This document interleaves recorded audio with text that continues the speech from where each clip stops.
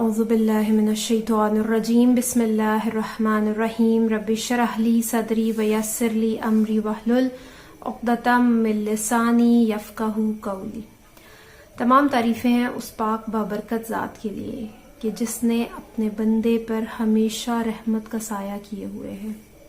تمام درود و سلام ہیں ان پاک و طاہر ہستیوں پر کہ جنہیں بنا کر پروردگار خود ناز کر رہا ہے کہ یہ میرے بنائے ہوئے بہترین شاہکار ہیں کہ جن کی محبت میں اس آسمان اور زمین کو خلق کیا گیا ہے، اور یہی وہ شخصیات ہیں جو میرے اور آپ کے لیے تزکیہ نفس کی مربی ہو سکتی ہیں۔ ان شخصیات کے علاوہ کوئی ایسا کائنات میں دوسرا نہیں ہے جو وہ طاقت رکھتا ہو کہ ہم جیسوں کا تزکیہ کر سکے۔ وہ کہا جاتا ہے نا، بیدار جو ہوگا وہی بیدار کرے گا۔ تو جس شخصیت کی اپنی تزکیے کی منازل طے ہو چکی ہیں وہی دوسرے کا تزکیہ کر سکتا ہے۔ جو خود تزکیے کے تمام مراحل سے گزر چکا ہے وہی جانتا ہے کہ تزکیے کا عمل کیسا ہے اور سامنے والے کو کس طرح کا راستہ دکھانا ہے کہ وہ اپنے اس عمل کو آسان بنا سکے۔ جیسا کہ گزشتہ گفتگو میں یہ بات بیان ہو چکی ہے کہ تزکیے کا عمل بے شک مشقت طلب ہے، بہت تکلیف دہ ہے، تکلیف دہ مراحل ہیں جن سے گزر کر ہم تزکیے کی راہوں کو پار کر سکتے ہیں۔ لیکن یہ سفر کرنا تو ہے، ایسا تو نہیں ہے کہ اس سفر کو کیے بغیر میں اور آپ اس کے مقرب ترین بندوں میں ہو سکے۔ اور پروردگار سورہ فاتر کی آیت نمبر 38 میں کہتا ہے وَمَن تَزَکَّى، اور جس نے بھی تزکیہ کیا، یعنی جس نے بھی اپنے نفس کو ضبط کیا، فَإِنَّمَا يَتَزَكَّى لِنَفْسِهِ، تو اس نے اپنے ہی لیے کیا۔ یعنی تزکیے کا فائدہ دوسروں کو بعد میں ہوگا، پہلے اپنی ہی ذات کو ہوگی۔ ہماری ہی ذات پروردگار کی نگاہ میں قابل احترام ہو جائے گی، قابل مغفرت ہو جائے گی، قابل شفاعت ہو جائے گی۔ یعنی ہماری عام زندگی میں یہ سوچا جاتا ہے کہ اگر ہم عام بندوں کے ساتھ اچھے ہیں تو اس کا مطلب ہے پروردگار ہم سے بہت خوش ہے، ہمارا اس کا رابطہ بہت مضبوط ہے۔ لیکن معاملہ دراصل اس سے الٹ ہے۔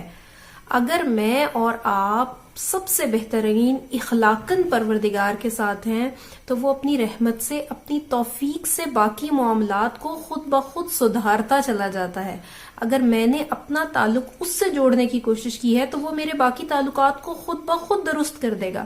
قرآن مجید میں سورہ ابراہیم میں موجود ہے کہ جب کوئی ہماری راہ کی طرف کوشش کرتا ہے، ہماری راہ پہ کوشش کرتا ہے، تو ہم اسے اپنے ہدایت کے راستوں کی طرف رہنمائی کر دیتے ہیں۔ یعنی اگر میں اور آپ اپنے تزکیے کے لیے ایک قدم اٹھاتے ہیں تو پروردگار کی کئی درجے کی توفیقات ہمارے شامل حال ہو جاتی ہیں۔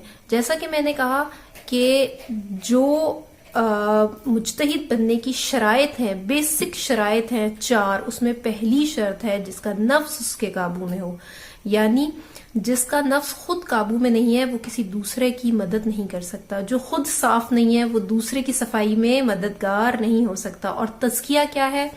تخلیہ اور تہلیہ ہے۔ صفائی کے لیے، تزکیے کے لیے پہلے برائیوں کو نکالنا پڑے گا نفس سے، اور پھر انہیں اچھائیوں سے سنوارنا پڑے گا۔ اگر آپ عموماً گھروں میں دیکھیں تو ہم خواتین جب کام کرتی ہیں اور برتن کو صاف کرتی ہیں جس میں دودھ ابالنا ہے، کھانا بنانا ہے، تو ہم دیکھیے اس برتن کو باہر سے اتنا اچھے طریقے سے صاف نہیں کرتے جتنا ہم اس برتن کو اندر سے صاف کرتے ہیں۔ کیونکہ اس میں غذائے جسمانی تیار ہونی ہے۔ تو ہماری ذات کا وہ برتن جو اندر ہے اس کی صفائی کی کتنی ضرورت ہے کہ جس میں غذائے روحانی نے تیار ہونا ہے۔ مجھے اور آپ کو اس پہ بہت زیادہ نظر رکھنے کی ضرورت ہے، اپنے نفس کی ایک ایک چال پہ۔ کہا جاتا ہے کہ نفس بڑا چال باز ہے، یہ آپ کو مختلف چالیں دے دے کے آپ کے ساتھ مختلف ٹرکس کھیل کھیل کے آپ کو اپنا گرویدہ بنا لیتا ہے۔ لیکن دراصل مجھے اور آپ کو پروردگار کی طرف جانے کے لیے اس تزکیہ نفس کا سہارا لینا ہے۔ روایات میں موجود ہے کہ تزکیہ نفس کا عمل آسان ہو جاتا ہے جب انسان اپنی موت کو یاد کرتا ہے۔ کیونکہ انسان جانتا ہے کہ اس وقت وہی بوئیں گے وہی کاٹیں گے جو ہم نے یہاں پہ بویا ہے. جو نفس کو سکھایا ہے نفس وہی عمل کرے گا. نفس کو جس طرح سے ٹرین کیا گیا ہے، نفس کو جس چیز کی مہارت دی گئی ہے، نفس اسی طرح سے عمل کرے گا. اگر آپ عام زندگی کی مثال دیکھیں تو جتنی ہماری الیکٹرانکس کی مشینیں ہیں وہ جتنی زیادہ استعمال ہوتی رہتی ہے ان کی کارکردگی اتنی زیادہ اچھی ہوتی ہے. جیسے سوئنگ مشین ہے، آپ جتنا زیادہ سوئنگ مشین کو استعمال کریں گے وہ اتنا ہی زیادہ اچھا ہونے لگے گی. ہمارا ذہن، ہمارا قلب، ہمارا نفس بھی بالکل ایسا ہی ہے. ہم اسے جس ڈائریکشن میں استعمال کرنا شروع کریں گے یہ اسی ڈائریکشن میں نئی سے نئی جہتیں آپ کے سامنے کھول کھول کے رکھنا شروع کر دے گا. لیکن اگر اس نفس کو برائی کی طرف جانے کی طرف راغب کر دیا تو یہ برا ہی سوچے گا اور برا ہی کرے گا. جیسے میں نے کہا کہ تزکیہ صرف نفس کا نہیں ہے، نفس سے پہلے تزکیہ فکر کا ہے، سوچ کا ہے، خیالات کا ہے، نیت کا ہے، خلوص کا ہے.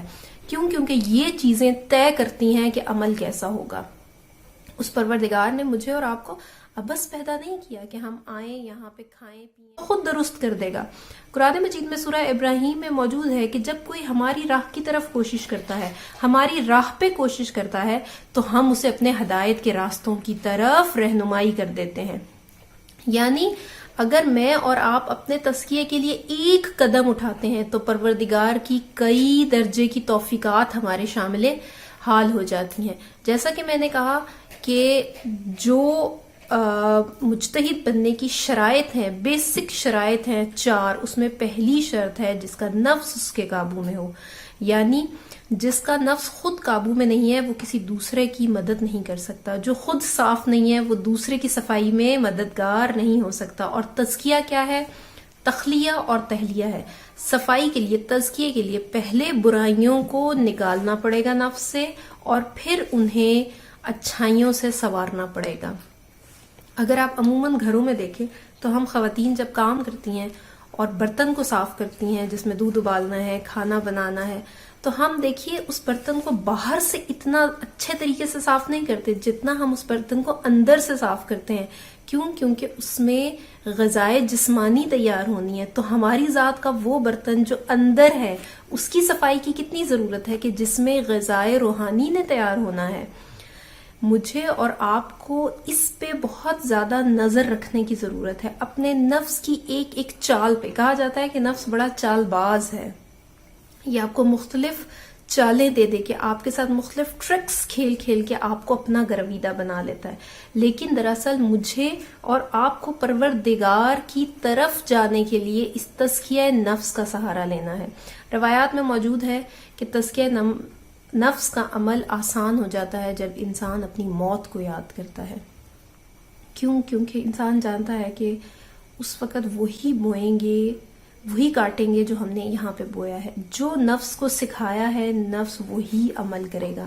نفس کو جس طرح سے ٹرین کیا گیا ہے، نفس کو جس چیز کی مہارت دی گئی ہے، نفس اسی طرح سے عمل کرے گا. اگر آپ عام زندگی کی مثال دیکھیں تو جتنی ہماری الیکٹرانکس کی مشینیں ہیں وہ جتنی زیادہ استعمال ہوتی رہتی ہے ان کی کارکردگی اتنی زیادہ اچھی ہوتی ہے. جیسے سوئنگ مشین ہے، آپ جتنا زیادہ سوئنگ مشین کو استعمال کریں گے وہ اتنا ہی زیادہ اچھا ہونے لگے گی. ہمارا ذہن، ہمارا قلب، ہمارا نفس بھی بالکل ایسا ہی ہے. ہم اسے جس ڈائریکشن میں استعمال کرنا شروع کریں گے یہ اسی ڈائریکشن میں نئی سے نئی جہتیں آپ کے سامنے کھول کھول کے رکھنا شروع کر دے گا. لیکن اگر اس نفس کو برائی کی طرف جانے کی طرف ڈائریکشن میں استعمال کرنا شروع کریں گے یہ اسی ڈائریکشن میں نئی سے نئی جہتیں آپ کے سامنے کھول کھول کے رکھنا شروع کر دے گا. لیکن اگر اس نفس کو برائی کی طرف جانے کی طرف راغب کر دیا تو یہ برا ہی سوچے گا اور برا ہی کرے گا. جیسے میں نے کہا کہ تزکیہ صرف نفس کا نہیں ہے، نفس سے پہلے تزکیہ فکر کا ہے، سوچ کا ہے، خیالات کا ہے، نیت کا ہے، خلوص کا ہے. کیونکہ یہ چیزیں طے کرتی ہیں کہ عمل کیسا ہوگا. اس پروردگار نے مجھے اور آپ کو ابس پیدا نہیں کیا کہ ہم آئیں یہاں پہ کھائیں پیئیں، پہنیں اوڑھیں، کچھ زندگی گزاریں، 2-4 بچے پیدا کر لیں اور پھر واپس اس کی بارگاہ میں چلے جائیں. اس پروردگار نے مجھے اور آپ کو، قرآن مجید میں آیت ہے نا کہ ہم نے انسانوں اور جنوں کو اپنی عبادت کے لیے پیدا کیا. جیسا کہ پروردگار نے قرآن مجید میں کہا ہے کہ میں نے انسان کو اپنی عبادت کے لیے پیدا کیا. تو وہ عبادت کیا ہے کہ جس کے لیے پروردگار نے مجھے اور آپ کو خلق کیا ہے؟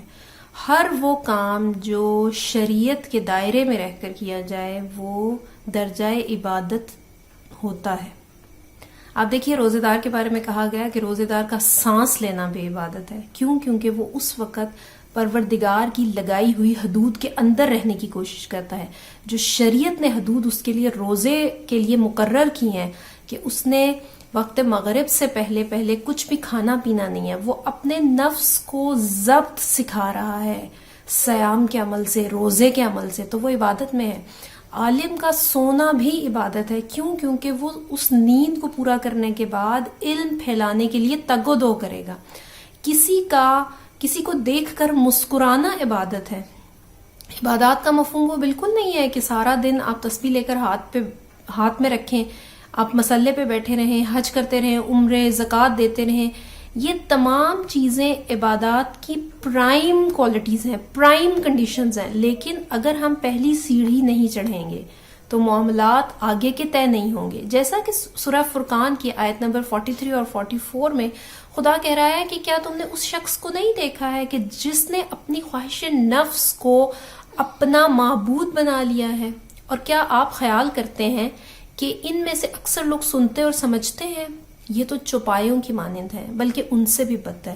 یعنی جب آپ نفس کو بے مہار چھوڑ دیتے ہیں، تزکیے کے بغیر جو وہ کر رہا ہے اسے کرنے دیتے ہیں، اس کو سدھارنے کے بجائے خود اس کے مطیع ہو جاتے ہیں، تو پروردگار کی نظر میں ہم چوپایوں جیسے ہیں، بلکہ چوپائے سے بھی بدتر. پروردگار نے یہ جو نفس دیا ہے اس کو ٹرین کر کے وہ ہمیں اپنے قریب کرنا چاہتا ہے. کیوں؟ کیونکہ جب ہم پروردگار کے قریب ہو جائیں گے تو پھر وہ اپنی عنایتوں سے، اپنی توفیق سے ہمیں وہ صفات دے گا جو اس پروردگار کی صفات ہے. اس خدا نے چاہا ہے کہ جو صفات اس میں موجود ہیں اس درجہ عتم کی تو ہمارے میں نہیں آ سکتی، لیکن ہم اس کے قریب ہو سکتے ہیں. وہ رحمان ہے، وہ ہم سے بھی رحیمی کا منتظر ہے، وہ خالق اکبر ہے. وہ چاہتا ہے کہ میں انسان چھوٹی چھوٹی چیزوں کو تخلیق کرے، انوویشنز لے کر آئے ڈفرینٹ چیزوں کے اندر. کیوں؟ کیونکہ وہ پروردگار جو ہے عالم الغیب ہے، غیب کو بھی جانتا ہے، اور ہم سے صرف اتنی ہی امید رکھتا ہے کہ تم اپنے سامنے کی چیز کا ہی علم لے لو. یعنی جیسے میں نے پہلے بھی گفتگو میں کہا کہ علم، ایمان اور موت کا خوف، ذکر خدا، یہ وہ پرائم ٹولز ہیں جو مجھے اور آپ کو اپنے نفس کا تزکیہ کرنے میں مددگار ثابت ہو سکتے ہیں. قرآن مجید بار بار تقوی کا تذکرہ کرتا ہے، بار بار. تو تقوی کیا ہے؟ تقوی اصل میں اسی نفس کو ضبط کرنے کا نام ہے. اور ضبط بھی کہاں کرنا ہے؟ وہاں جہاں پروردگار نے روکا ہے. ایسا نہیں ہے، ضبط نفس کا مطلب یہ نہیں ہے کہ انسان ہر جائز خواہش کو بھی چھوڑ دے. نہیں، بالکل بھی نہیں. آپ اس زندگی میں رہ رہے ہیں، آپ نے کھانا بھی ہے، پکانا بھی ہے، کمانا بھی ہے، اپنے دنیاوی معاملات کو بھی طے کرنا ہے، لوگوں کے ساتھ تعلقات ہیں، رکھ رکھاؤ ہے، کچھ آپ کی وہ کمپلسری ڈیوٹیز ہیں اور کچھ آپ کی الیکٹیو ڈیوٹیز ہیں. آپ نے ان دونوں ڈیوٹیز کو، دونوں رسپانسبلٹیز کو نبھانا ہے. لیکن اس نبھانے کے عمل میں صرف یہ دیکھنا ہے کہ جہاں شریعت نے حد مقرر کر دی ہے اس حد کو کراس نہ کیا جائے، اس حد کی خلاف ورزی نہ کی جائے. تو کیا ہے؟ تزکیہ نفس کا عمل خود بخود شروع ہو جائے گا. اپنے آپ کو یہ بتانا ہے، سکھانا ہے کہ کیسے اس دائرے کے اندر رہنا ہے جو دائرہ میرے اور آپ کے لیے شریعت نے منتخب کر دیا ہے. یہ عمل، جیسے میں بار بار ایک ہی بات کو ریپیٹ کر رہی ہوں کہ یہ عمل مسلسل ٹریننگ سے ہوگا، مسلسل مہارت سے ہوگا. جیسے آپ بچے کو لکھنا سکھاتے ہیں تو کیا پہلے ہی دن پینسل پکڑ کے وہ ABC لکھنے کے قابل ہو جاتا ہے؟ نہیں، بار بار پریکٹس سے. اور ایک دن ایسا ہوتا ہے کہ اگر بچہ دل جوئی سے، مسلسل محنت سے اور کنٹینیوسلی ایفرٹ کے ساتھ وہ ABC کو لکھنے کے قابل ہو جاتا ہے، اور پھر صرف ABC نہیں لکھتا، ABC سے بننے والے مزید الفاظ بھی لکھنا شروع کر دیتا ہے. یعنی اگر نفس کو آج سے ہم ٹرین کرنا شروع کر دیں تو کچھ عرصے میں یہ گناہ کو تو ترک کر ہی دے گا، بلکہ اچھائی کی طرف بھی راغب ہونے لگ جائے گا. اچھائی کرنے کے نئے نئے طریقے، نئے نئے آئیڈیاز روایات میں موجود ہے کہ جہاں نیکی کا موقع دیکھو اسے ہاتھ سے نہ جانے دو. بلکہ آپ دیکھیے جب قافلہ چل رہا ہوتا ہے نا نیکیوں کا تو اس میں حصہ ڈالنا آسان ہوتا ہے، لیکن اس نیکی کی پہلی اینٹ رکھنا، پہلا قدم اٹھانے کا اجر ثواب درجہ بہت زیادہ ہے۔ پروردگار ہم سب کو توفیق دے کہ ہم اس تزکیہ نفس کے عمل میں کچھ اچھائیاں ایسی کر جائیں کہ جس کا صلہ ہماری آگے آنے والی نسلوں تک میں ہوتا رہے۔ اور جیسا کہ میں نے پھر اس دنیا میں شارٹ کٹ 3-4 طریقے بتائے تھے کہ کس طریقے سے اپنے نفس پہ غور کیا جا سکتا ہے، نفس کے تزکیے کے عمل کو آسان بنایا جا سکتا ہے۔ ایک ہے خاموشی، پھر ہے اتنا پیٹ نہ بھر لیں کہ دوسرے کی بھوک کا احساس ہی نہ رہے۔ کچھ دیر کے لیے اپنی ذات کو تنہائی میں رکھیں، کچھ دیر کے لیے اپنی نیند کو کم کر کے کوشش کریں کہ اپنی ذات پہ غور کریں اور دیکھیں کہ کہاں کہاں پہ تزکیے کی ضرورت ہے، کون کون سا عمل ہے ایسا کہ جہاں پہ تزکیے کی ضرورت ہے، کون سی ذہن میں سوچ بار بار آتی ہے کہ جس کو تبدیل کرنے کی ضرورت ہے۔ پروردگار ہم سے صرف یہ امید رکھتا ہے کہ اگر اس نے ہمیں جس مقصد کے تحت بنایا ہے ہم اس مقصد کے قریب ہی پہنچ جائیں۔ اب جیسے دیکھیے ہماری عام زندگی میں پاسنگ مارکس 40% ہے، 50% ہے، 60% ہے، وہ پروردگار ہم سے یہ امید رکھتا ہے کہ ہم 100/100 مارکس لیں، لیکن وہ ایسا رحیم و کریم ہے کہ وہ ہمیں 40 مارکس بھی قبول کرنے کو تیار ہے، لیکن یہ 40 مارکس تو میں نے اور آپ نے اپنے تزکیے سے ہی لینے ہیں۔ اس میں کوئی کسی تیسرے کا عمل نہیں ہے۔ جو باقی لوگوں کے اثرات ہیں، آپ کے ماحول کا اثر ہے، آپ کے اس انوائرمنٹ کا اثر ہے جہاں پہ آپ زندگی گزار ہیں، وہ سارے جو اثرات ہیں وہ کم اہمیت ہیں۔ سب سے اہم جو چیز ہے جہاں سے کام شروع کرنا ہے وہ ہے سوچ، کہ پہلے اس چیز کو ڈیولپ کر لیں اپنے اندر کہ مجھے اپنے نفس کو اس کے حال پہ نہیں چھوڑنا، مجھے اپنے نفس کو پروردگار کے قریب لے جانا ہے اور اس کے لیے اس تزکیے کے عمل سے گزرنا پڑے گا۔ اور پروردگار نے ہمیں تزکیہ کرنے والے استاد دیے ہیں۔ اگر ہم چہاردہ معصومین میں سے، ان کے اصحاب میں سے، حتیٰ کہ ان کے جو ساتھ ان کے محب تھے، ان سے محبت کرنے والے لوگ تھے، اگر ہم انہی میں سے کسی ایک کی زندگی اٹھا لیں، کسی ایک کا زندگی کے احوال کو پڑھنا شروع کریں تو ہمارے لیے تزکیے کی راہیں آسان ہو جائیں گی۔ کسی بھی ایک، جس پہ بھی آپ کا دل مانتا ہے، کسی ایک شخصیت کو پکڑیں۔ رسول اللہ کے اتنے اصحاب ہیں، امام علی کے ہیں، کربلا کے جتنے بھی شہداء ہیں، امام حسین کے اصحاب ہیں، اس میں سے بنی ہاشم کی زندگیوں میں سے کسی بھی ایک شہزادے کی، شہزادی کی زندگی اٹھائیں اور اس کو پڑھنا شروع کر دیں کہ انہوں نے اپنے وقت کے امام کی نصرت کے لیے، کیونکہ ابھی یہ جو تزکیے کا عمل ہے اس نے فوری طور پہ کہاں جا کے جڑنا ہے؟ اس نے وقت کے امام کی نصرت کے ساتھ جا کے جڑنا ہے۔ تو اگر میرا اور آپ کا نفس ایسا نہ ہوا تو ہماری یہ جو الجل کی دعائیں ہیں یہ کہیں ادھوری نہ رہ جائیں۔ ایسا نہ ہو کہ یہ دعائیں صرف دعاؤں کی حد تک رہیں اور جب عمل کا میدان سامنے آئے تو میرے اور آپ کے لیے مشکل ہو جائے اس راہ پہ چلنے کے لیے۔ اگر میرا اور آپ کا نفس ابھی ٹرین نہیں ہے ایک حکم کی تعمیل کے لیے، شریعت کی حدود کے لیے، تو کیا جب امام آئیں گے تو اس وقت ہمارا نفس فوراً سے ٹرین ہو جائے گا؟ یہ تقلید کیا ہے؟ تقلید صرف میرے اور آپ کی ٹریننگ ہے تاکہ جب وقت کا امام حل من کی صدا کو بلند کرے تو میرا اور آپ کا نفس پہلے سے یس باس کہنے کے لیے، لبیک کہنے کے لیے تیار ہو۔ خدایا ہم سب کو توفیق دینا کہ ہم اپنے نفس کی وہ ٹریننگ کر سکیں کہ وہ وقت کا امام ہمیں خوشی خوشی اپنے لشکر میں شامل کر لے۔ اور اس وقت کے امام کو ان کی جدہ امجد نے بھی بلایا ہے۔ کس لمحے بلایا ہے؟ آج دیکھیے 30 صفر ہے۔ روایات میں موجود ہے کہ وہ دن ہیں یہ کہ جب کچھ لوگ رسول اللہ کے دروازے پہ آئے ہیں اور کہا ہے کہ علی کو باہر بھیجو۔ یہ وہ دروازہ ہے کہ جہاں پہ ملائکہ بھی آ کر ادباً احتراماً رک جایا کرتے تھے، اجازت طلب کرتے تھے، لیکن وہ لوگ جو امام علی سے بیعت چاہتے ہیں وہ دروازے کو بجاتے ہیں۔ امام علی گھر میں ہے لیکن سیدہ جانے نہیں دیتی۔ کیوں؟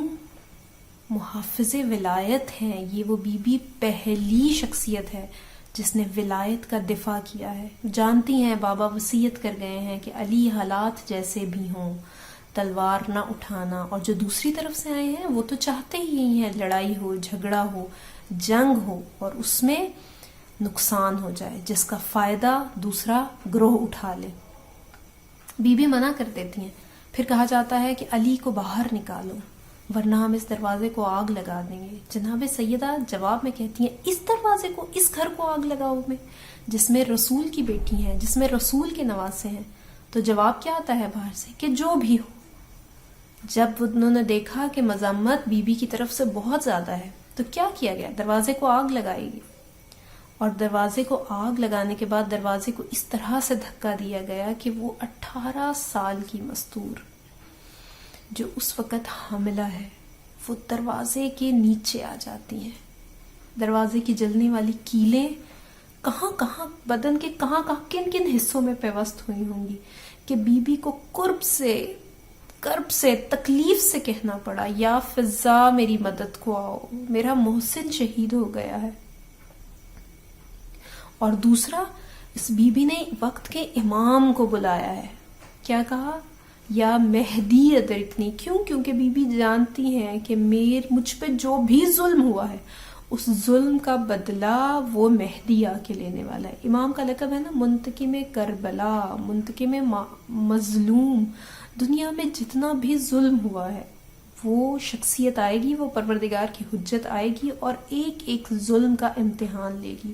آج جناب سیدہ کی جنت البقیع میں وہ اجڑی ہوئی قبر، میں سوچتی ہوں وہ گنبد خضرا میں رہنے والا رسول کیسے برداشت کرتا ہوگا جب تیز دھوپ پڑتی ہوگی اس قبر پہ، جب تیز بارش ہوتی ہوگی۔ ایک باپ کیسے برداشت کرتا ہوگا اپنے جگر گوشے کے اوپر اس طرح کی تکلیف۔ اللہ لعنت اللہ قوم الظالمین۔